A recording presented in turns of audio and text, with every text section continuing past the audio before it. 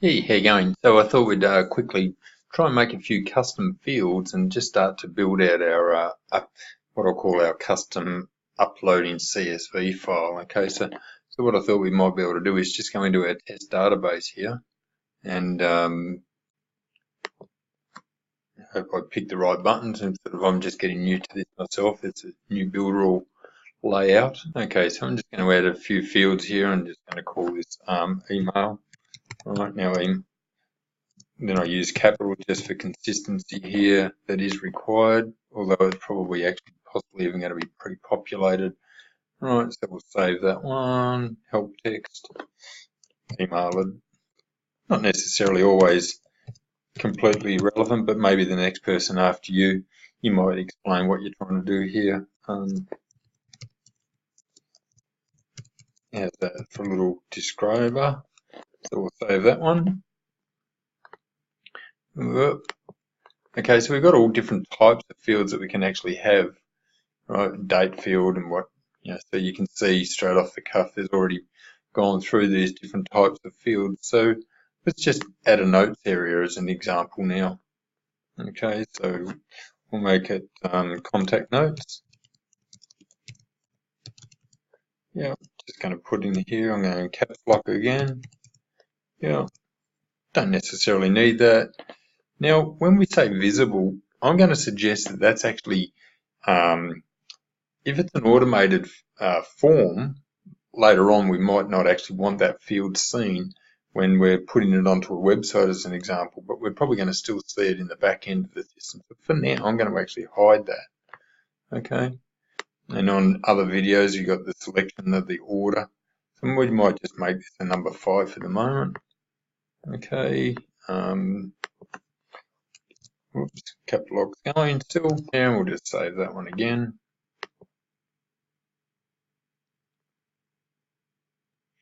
Right, and you might have a date of birth as an example. Okay, so let's just quickly come up here, add a date field. Yeah. So we'll call that D.O.B, but over here we'll just call it caps DOB. Not required, I'm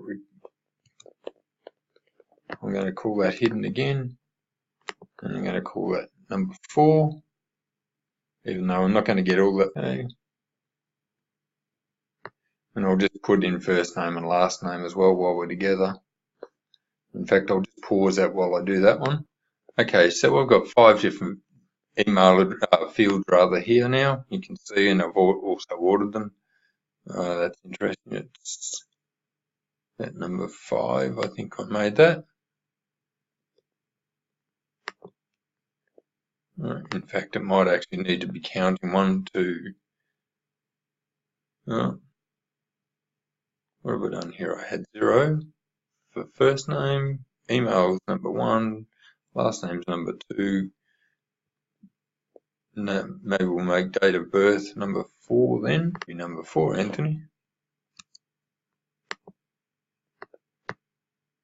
And then we'll save that. Now what I'm going to do just to make it a little bit simpler is actually add a contact in, fill those fields in manually, and then I'm going to actually export that so we can actually see the names, and then that way it's going to help us rename the names accurately. Well, that's my thoughts around it. So let me just pause that. I'll set that up. Okay, so I'm just going to put myself in here, and I'm just going to do this as a little test because not every system actually needs that unique ID. Now, when I say not every system needs a unique ID, but it might actually generate itself. So I'm going to call this our email here. Okay. Now I'm giving away my age, aren't I? Not sure what format that's going to be in. But I'm going to refresh that and see how we've worked out. Okay, just so that you know, I actually went and filled this in, as you saw a moment ago, and I might be able to cut it out, but it didn't work. There's no save button there, and I noticed that I've actually got to go create new. Okay, so we'll just create the new one here quickly. All right, so surely by now you'll have actually worked my age out, and and then that's there.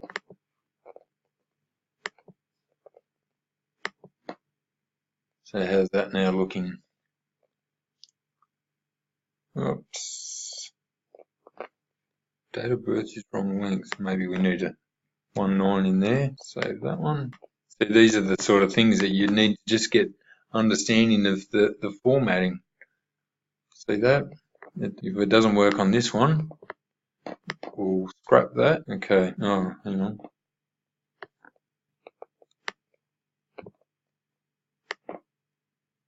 I didn't think it was a necessary field. Yeah.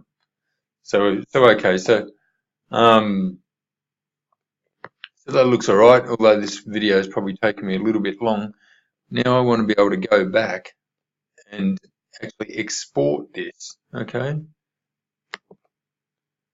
Yeah. So look, here we are here. So let's just go and export this now. All right. Export. There we go. Coming down here now as a zip file. Let's see, I hope that's exported with a CSV, which is great. So we'll open that.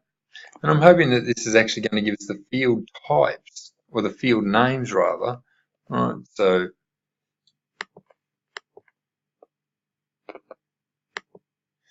this will open up with Excel. Pause that while that opens up. Oh, hang on.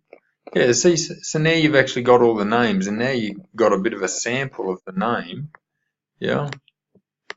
You won't need to worry about these IP addresses and these date added.